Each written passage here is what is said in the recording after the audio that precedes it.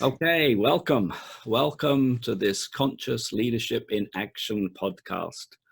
I'm Dr. Paul Ward. I'm your host for today. I'm a director at the Global Center for Conscious Leadership, and I'm also the author of the book, The Inner Journey for Conscious Leadership. The title of today's podcast is Exploring Consciousness with our guest, Charlie Efford. Welcome, Charlie. Hi, Paul, and thank you for having me. I'm looking forward to this. All right, you're very welcome. So the purpose of these Conscious Leadership in Action podcasts is to advance conscious leadership for the greater good of humanity. Now, we have many definitions of consciousness, and mindfulness is a part of that, features in many of the definitions. So let's start with a moment of mindfulness. So if you wish, then close your eyes for a moment or just soften your gaze. Let's just take 3 deep, calming breaths together.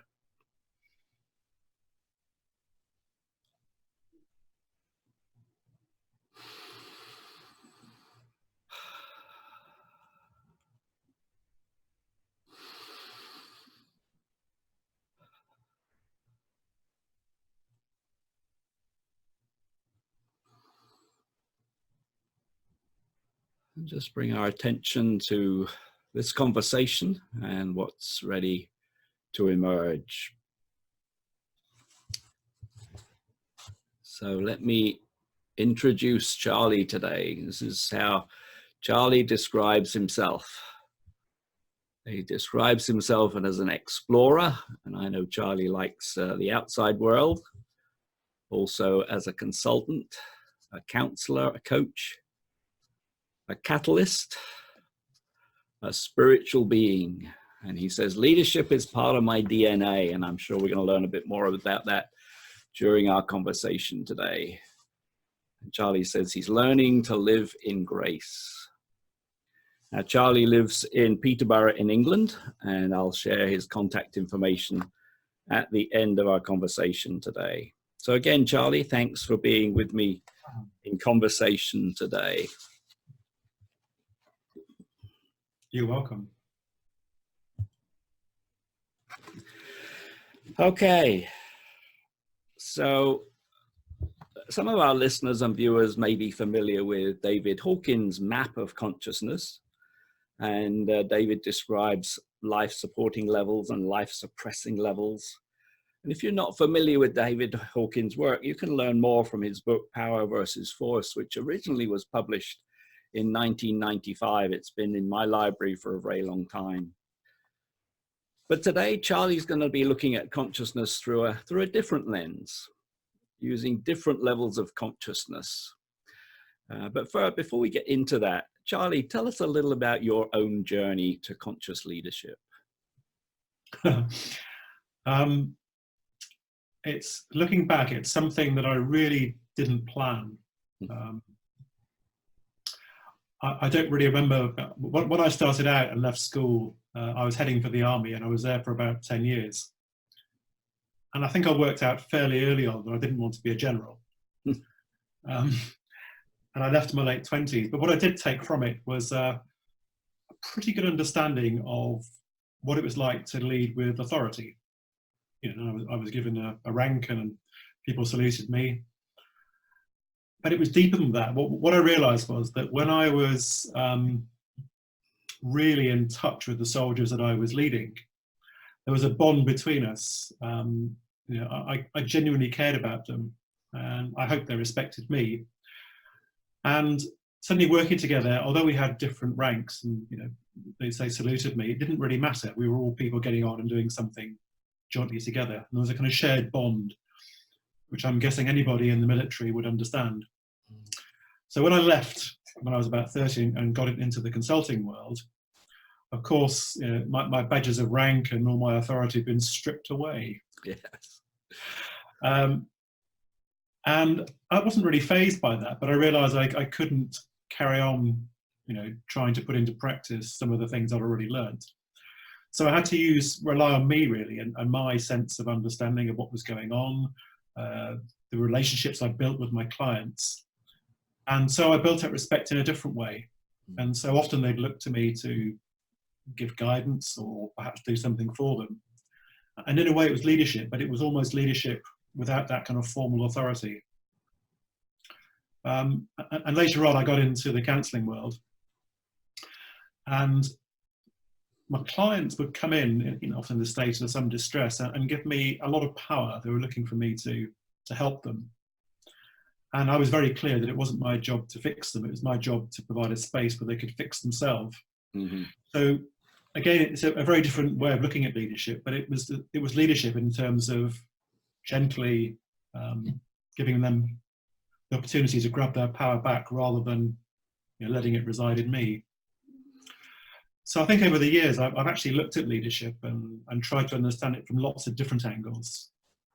And I guess the conclusion I've come to in a few words is that it's much broader and deeper than the kind of the models that business schools would like to teach. Mm. It's not necessarily even about being the person in charge or the person standing at the front or at the top. There's a much sort of broader, deeper spread. And I guess that's really where today's conversation is going to take us. All right, good. Well, thank you. I appreciate the sharing, and it's interesting, certainly in the US, in the Army and in the military generally, this whole idea of mindfulness is becoming a practice within different parts of the military services. So it is interesting that it's being accepted, not only accepted, but applied. So good news. Good. It certainly wasn't in 1980. Okay, well, I'm sure it's not everywhere, but I know there's pockets of it. So that's good to see. Now, you've been exploring consciousness by looking at levels of consciousness. So tell us about these levels of consciousness. Yeah, I think I first really started to explore the idea when I read Frederick Laloux's book, Reinventing Organizations. Yes, and I did have that in my library too. This was the book you were referring to, right? You're right, yeah. It was a bit of a game changer for me. And broadly, what Frederick was saying was, and if you look back through history, and he was using a bit of artistic license, I think, when he said this, is that as there are step changes in human understanding of the world and how we all get on together, then the way we organize ourselves changes as well. And in turn, the role of a leader changes. And what he really gave me was this concept that there were these kind of step changes, which I hadn't really thought about before. Mm-hmm. I'd seen it more as a kind of linear progression throughout time. And I'm not sure it's been like that. So then my more spiritual side kicked in. And what I mean by spiritual is really a desire to explore and understand the meaning and wonder of life in all its different shapes and guises. And so it's taken me to ask questions like, why are we here and what's the purpose of life in the first place? And these are all biggies really, but perhaps for another podcast. But it didn't take long to get me into the stage of realizing that, from what I've gathered, in the universe itself, there are these different states of awareness or levels of consciousness. Mm-hmm. And that within each of these sort of broad levels, and I thought about them as octaves on a musical scale. Mm. With each octave having a number of notes within it. And then there comes a point when you jump into the next octave. And so I suspect, the work of spiral dynamics and the work that Frederick was alluding to, they felt like stepping up notes within the same octave. And from what I can glean, and I feel this, deep within me, that the whole world is approaching a point where I think we're about to make a jump into another octave. Okay. And it's kind of at the top of these scales. You're going to say something, Paul, I'll let you ask a question. No, I was just thinking that this might be the opportunity for me just to bring up the picture so that you could describe these levels. I know some people will be familiar, but quite a number of our listeners will not be familiar with the levels that you referred to in the book. So let me bring that back up and give you the opportunity just to talk through those levels and your interpretation and your application. Sure.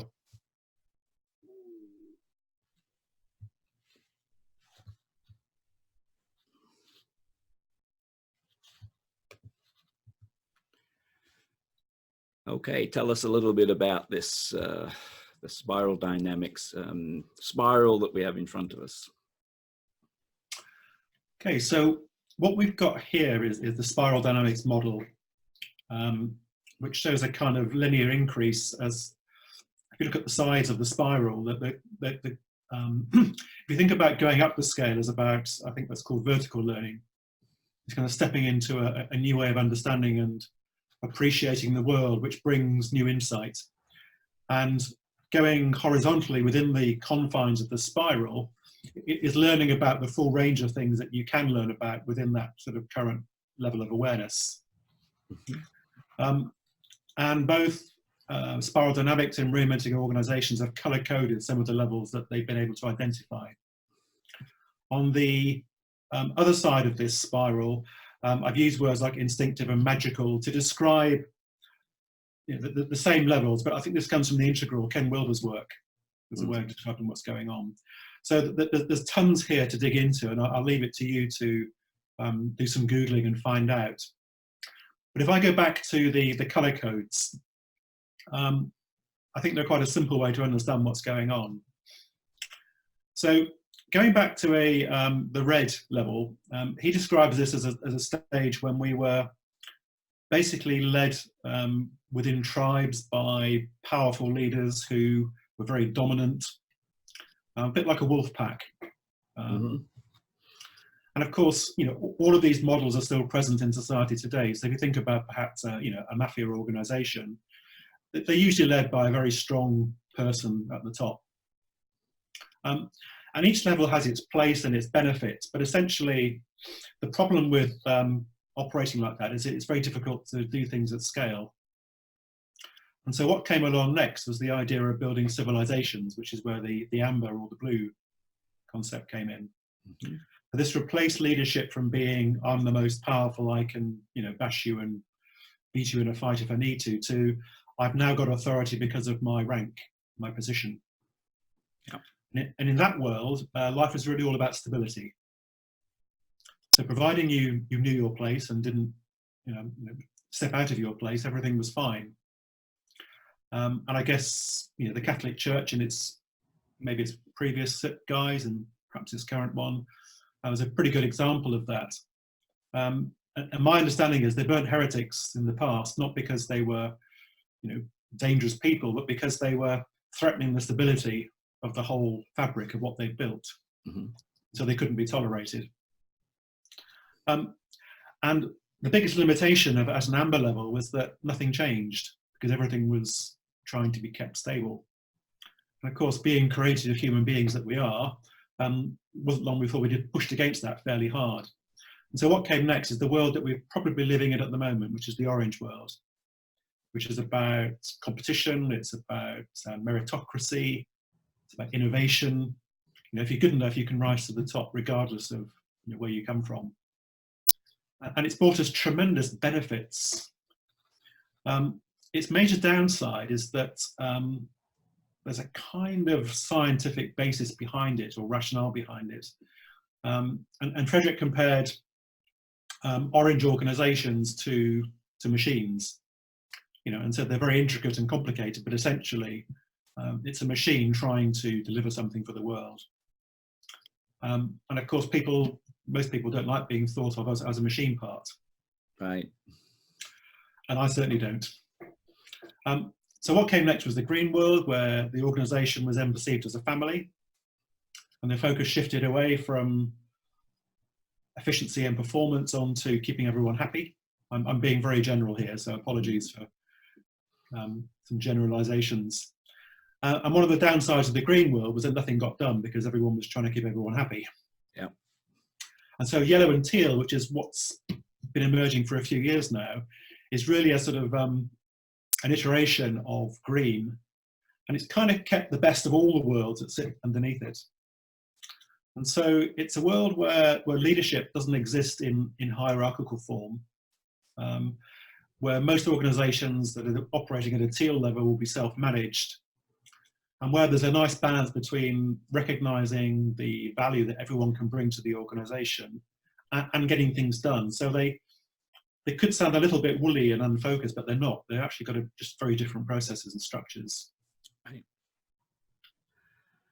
Is that enough to give you a sense? Yeah, that's good. I think, and I say a number of our listeners will be familiar with Beck's work on spiral dynamics. And I think what's interesting here is how we might relate this to leaders, and particularly conscious leadership. So, tell me how you think about this in the context of conscious leadership. When I first started using the word conscious leadership and starting to get my head and my whole sense of feeling around it, it was really born out of the care that I'd seen in the army for my soldiers, and that I hadn't seen in the more industrial world, not in quite the same way. And I couldn't understand why the managers I was working with in my consulting work didn't want to go and talk to people and understand where they were coming from, and certainly didn't care about what they were up to or what was happening at home. Again, I'm being broadly general because I'm sure there were people who did care, but it almost wasn't part of the culture. It certainly wasn't something that was happening systematically. So I thought there must be a better way, a kinder way to inspire people and provide an environment where they're willing to follow rather than one where they have to follow.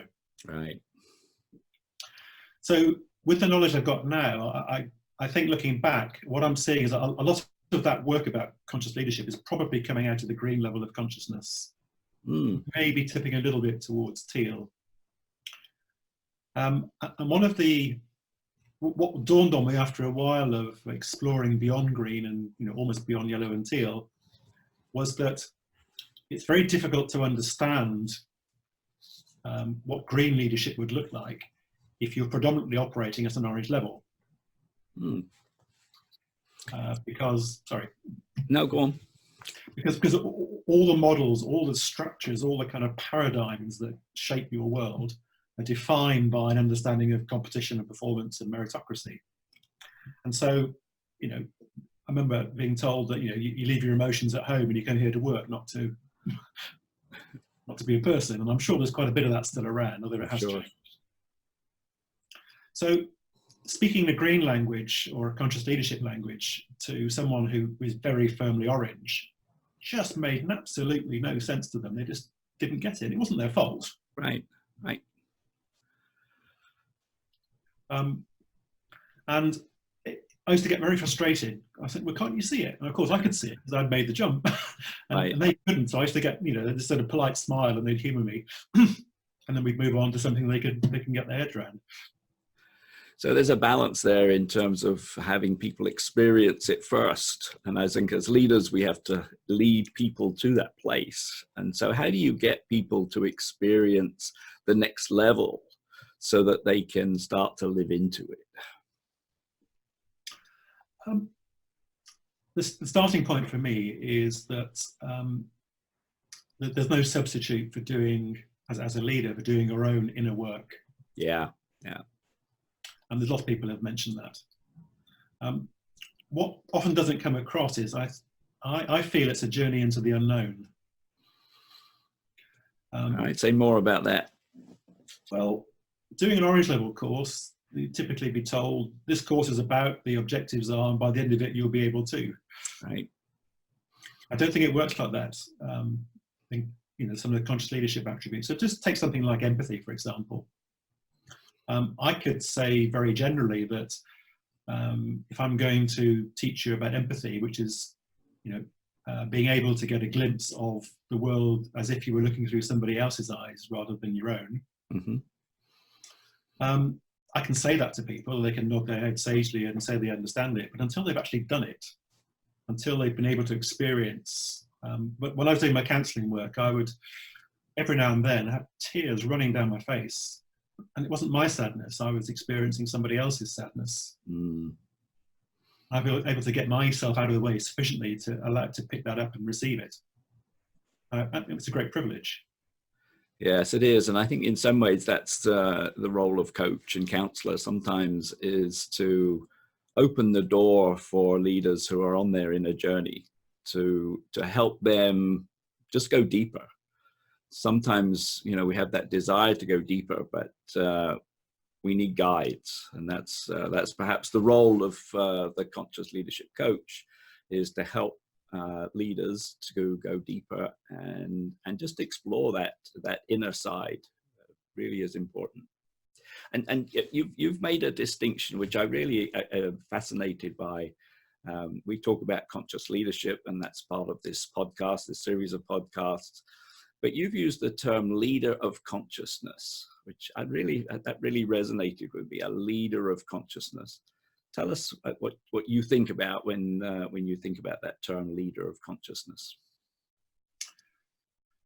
It really takes me to the comment I made earlier about stepping into the unknown.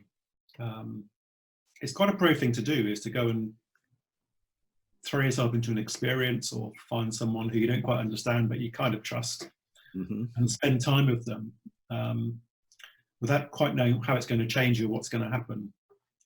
So, as an example, when I did the counselling training, they told me that, if I was really going to, I did the person-centered approach, which is based on Carl Rogers' work. I said, this is going to change you. You'll become a different person by the end of this, and it's your choice. And if you don't, you're going to find it very hard to work with this field. But if you do, you'll really get it. And I kind of got that, but I didn't know what it really meant in practice. But I went ahead anyway, and it did change me. My mum couldn't believe how much I'd changed as a part of it. So for me, leaders of consciousness are people who are willing to take that journey, because when they throw themselves into the unknown and become brave and explore something that they don't really understand yet, and kind of come up with something, they can bring that back. And just by being as they now are, rather than as they were, makes a difference around people, whether it's their families, whether it's people in the workplace. I found I was able to experience other people and be with other people in a very different way. Yeah, so that taking on that inner journey is challenging sometimes, and also in business today, the business world is very competitive. There's a drive for quarterly results, for achieving financial performance, a lot of metrics out there. When we think about that way that business is driving, and how leaders are really being, I don't say forced in some ways, to focus on the numbers, how do we encourage those leaders to stop, to step back a little bit and explore that inner journey? That's a big question. I know. I can only speak from my perspective, and I don't want to. From my perspective, I've reached a place now where allowing other people to make their own journeys and be who they want to be in their own way feels absolutely right. So the idea of trying to get anybody to change or be different really doesn't work for me anymore. It might have done when I was younger, but not now. Yeah. And so I'm happy to offer people a perspective or a different idea. And the reference to me being a catalyst earlier was that I found that when I'm like that, people have the space to look at themselves and they go, oh, maybe I could change. Yeah. Yeah, maybe you could. And I never say, and you should, and you must, and you could. It's always, well, what do you want to do? And often they haven't got the space to get any sense of what they want. So I guess if I was going to offer any sort of guidance to managers out there who've got some inkling that things could be very different and might like to follow that path, it would be to seek out the people who've already gone down that journey, the conscious leaders to me, the ones who have further down the path. Yeah. And spend time with them. Yeah, you mentioned creating the space, and I think that's in many ways the challenge for a lot of leaders, that they don't find the space. They're busy. They're rushing from one meeting to another. Have a very busy lifestyle, and when I talk to leaders about this, they say, "Well, I haven't got the time," and really saying, "Well, let's carve out some time." Whether that's, first thing in the morning for 15 minutes, whether it's, just a simple meditation, but a little bit of quiet, or sometime during the day to create just a little bit of space. And I think when leaders start to see that benefit of creating a little bit of space, then they'll create more space.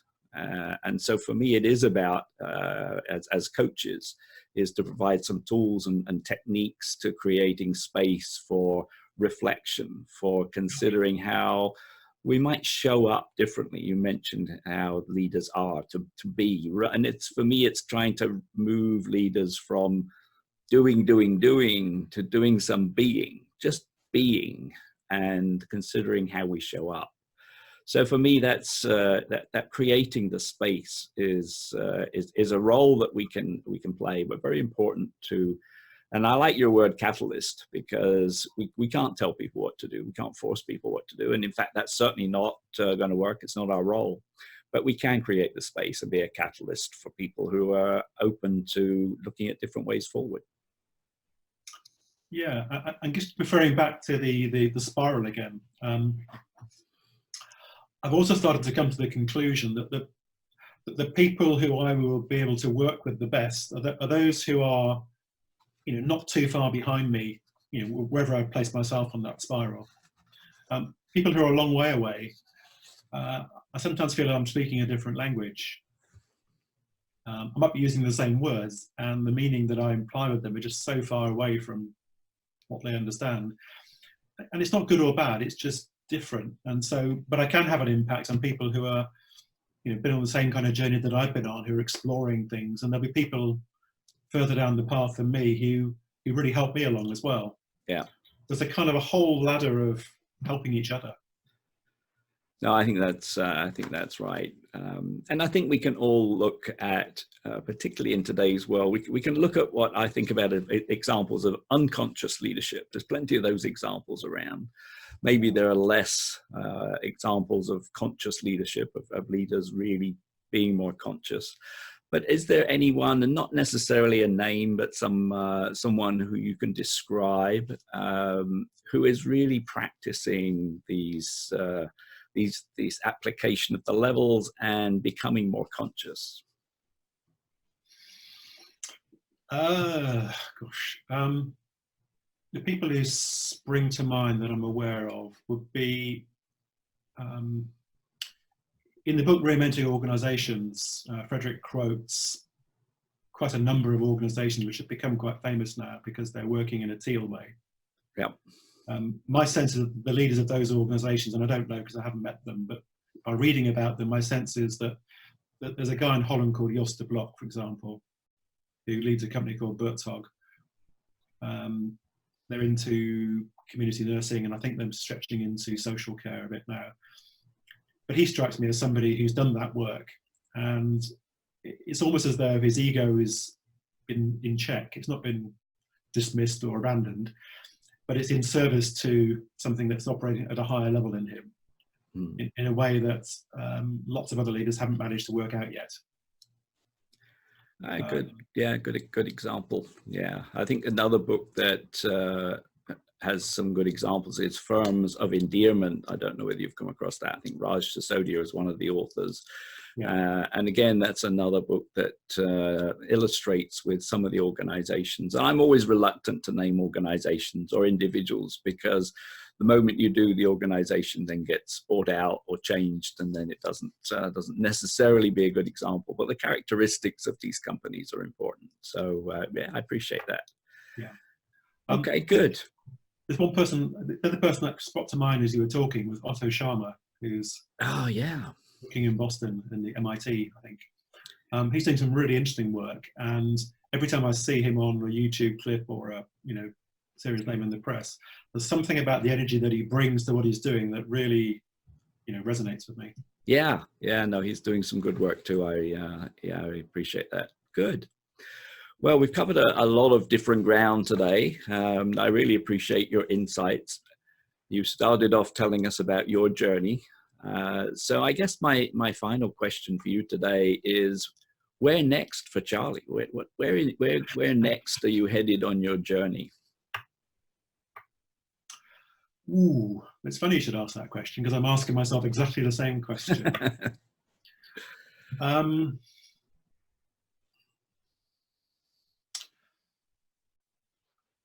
a slightly more esoteric level, the size of that spiral in that model, the picture we showed earlier, was straight. And I suspect they are actually increasing at an exponential rate. So it's like a vase that kind of flattens out at the top. And what that means to me is that as we step into this next octave, which I think is what's going on in the world, there'll be not just a step change in our awareness and appreciation of life and what's going on, but a massive increase. I'm just starting to get close to understanding what that might feel like. I'm nowhere near it yet, but I'm getting closer. So in terms of what's next, it would be making that step. So if you like, carrying on my journey of exploration, being a leader in the way I can be, really, which is less about running lots of organizations and people and more about just being willing to step into the unknown and be thought of as a bit of a weirdo at times, and speaking a language that people don't get, and it really doesn't bother me because it's so fascinating. I can't really stop myself. That's great. Very good. Well, thank you. And say thanks again for sharing parts of your journey and your experiences, and also the idea of spiral dynamics. I know if some people will be familiar, but it's great to see a little bit more in a different perspective. So thanks again for that. Now, if you'd like to contact Charlie, you'll see this now on the screen. If you're watching on video, if you're on audio, you can find him at www.conscious-leaders.co.uk, conscious-leaders.co.uk. And his email is charlie.efford, that's CHARLIE EFFORD at conscious-leaders.co.uk. So if anything that Charlie has said has resonated or raised a question, I know Charlie would be happy to receive an email from you to learn more. So please reach out. And so for me, conscious leadership it's such a broad topic, and each time we have these podcasts and these conversations, we learn more and we learn about the breadth and depth of conscious leadership. But for me, it's about noticing what's going on, and that's a lot of what we're doing in these sessions is notice, learn, and experience. It's about setting intention about how we're going to show up in the world. And it's also about acting responsibly. And so with this whole idea of raising consciousness, raising our levels of consciousness, that can help us increase our confidence, and that will lead to greater performance, both personally in our personal lives and in our professional lives. So I hope as a result of today's conversation, you'll be able to live and lead more consciously and aspire to be a more conscious leader. So please be on the lookout for future podcasts with me in conversation with leaders in the field of conscious leadership. Share the link with friends and colleagues, and please write. Send me your questions and your comments. You can reach me via email at paul@drpaulward.net.